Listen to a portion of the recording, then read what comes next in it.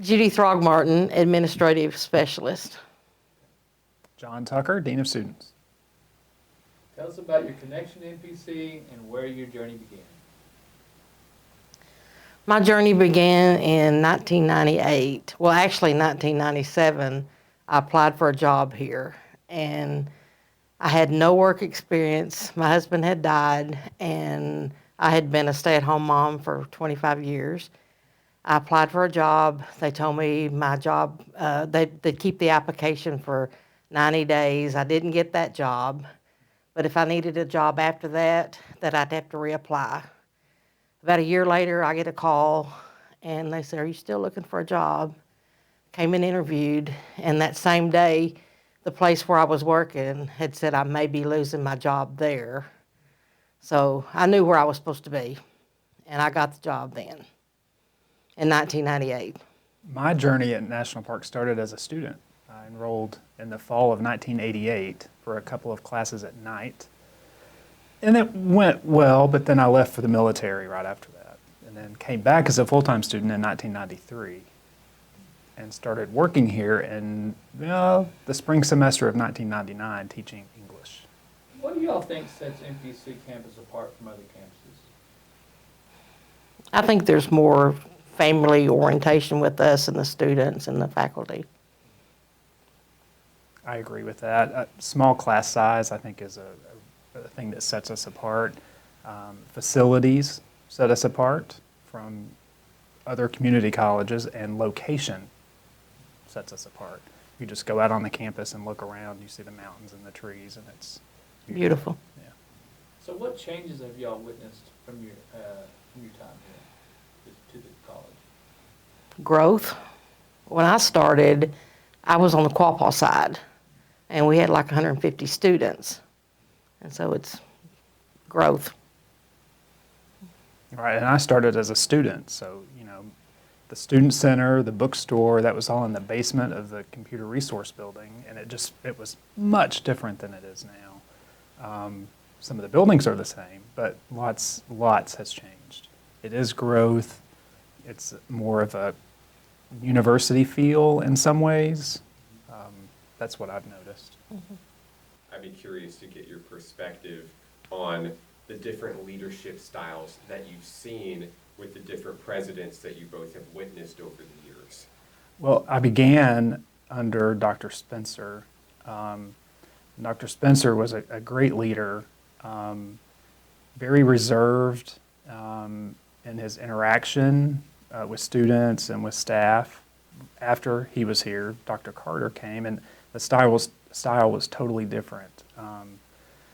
Very active, involved. She became very involved in the community, and so what she did in the community really was place a spotlight on what was Garland County Community College, and I think that was good. I think it was good for the college, but it also, I think, for the next president, kind of gave a little insight about what needs to happen, because I think what she did, and by placing a spotlight on the college and the staff and the student, it in a way gave some insight to the next president. This is working, we're growing, so this is what we need to be doing. And Dr. Hogan is in many ways following in her footsteps in that he's very external. I mean, he goes into the community for lots of different things and is well connected in different circles. So I think that's probably the greatest, I guess, difference in leadership from my perspective. I was not on the cabinet or in those levels, but Dr. Spencer did seem more reserved and internal, where Dr. Carter and Dr. Hogan seem, yes, focused on inside, but looking outward and trying to make those connections and network connections. Yeah. I had Dr. Carter as president at Quapaw, and then when we merged and moved here, it was Dr. Spencer. And then later on, Dr. Carter replaced him. So you went back and forth. I went back and forth, yeah. Can you tell us about the merger a little bit and how that went? Two perspectives. We were nervous about it because we felt like Garland County Community College was bigger than us, But it was a good merge. Dr. Carter had informed us of everything that was going on. We had like a meeting once a week. Anytime she found out something different about the merger or when it was going to happen, we had a meeting, and we were well informed before we merged. I'd heard from friends at Quapaw that they were concerned that they'd be just swallowed up and that it would all change. And from my perspective on this side of the ravine, we were thrilled. I especially was thrilled because I have a technical program mindset. I love the technical programs, and I thought it was the best move ever. And since the merger, I have not picked up on anyone saying it was a bad thing. I haven't either. From what I hear and what I heard back in 2003, after the initial kind of shock of it all, everyone was 100% in, is what it seems like to me. There's just a few of us still here. Right, that's right. From your perspective, how has the student experience changed and what remains the same? Well, I started in the fall of 1988 at night. And we had a full schedule. Well, it wasn't we at that point. I was a student, but there were lots of classes to choose from that started at 6 p.m. and ran till 9. I was here at night. There was no one else here. The offices were closed. We just drove in for class and left. There was no, at least from my perspective, there was no student activity. But when I started back in '93 after the Air Force, full-time, daytime college student, still commuter, drive in for class, hang around for a little while and leave. Some large student activities, that maybe the whole student body might take part in. Now it's different in that we have people living on campus. We have very few true night classes, so then we have fewer non-traditional students. When I was here as a student, we had lots of non-traditional students. I fit right in as far as age went. Now it's a little different in that we have a larger population of traditional college-age students, and we have more to offer them as far as activities go and the residence life aspect of college life. We offer that. We offer athletics and things like that. It's a much different student experience now than when I was here. I was a student after I started working here. Dr. Carter came to my office one day and she said, "Judy, you need to get a degree." And I said, "Sally, I can't get a degree. I'll be 80 times I can." She said, "You're going to be 80 anyway." So I took one class a semester and finished my degree in 5 years. So y'all were both students here. What was it like being a student at MPC? I fell in love with it.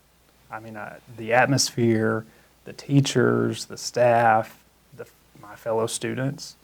I fell in love with it. It was my only college experience at all, and I enjoyed the small classrooms, and I felt comfortable with the instructors. So have you guys been to any MPC athletic events? And if so, what was it like? I've been to a lot of the basketball games, and it was good. And a few weeks ago, I went to my first ever soccer game. And I learned a lot about soccer the first day, even if it was 100 degrees. Right. Yeah, the basketball games are raucous. I love it. I think it's so much fun. And baseball too, and softball. I've been to all of those, and it's a lot of fun. It's a little different being outside, like at a baseball or softball game. It's not as contained, and the noise isn't as great, but it's a lot of fun. The athletes are awesome. Yeah. From your time here and as your time as a student, was there any faculty or staff that had a big impact on you? Billy Wetzler. I had her. I had her for 7 classes. Oh my goodness. She finally one day said, "Judy, you're not going to be able to take me next time." And I said, "Why?" And she said, "Because you've taken every class I teach." And I said, "Then you need to start teaching something else." She was very good. She was. Very good. For me, it was Joan Henry. Joan was an English teacher, a professor, and she retired several years ago. And really, I majored in English because of Joan Henry, because of her passion for the subject and literature and life in general. Yeah, she's the reason I majored in English. What do you hope to see for the future of MPC students? I think increase in options.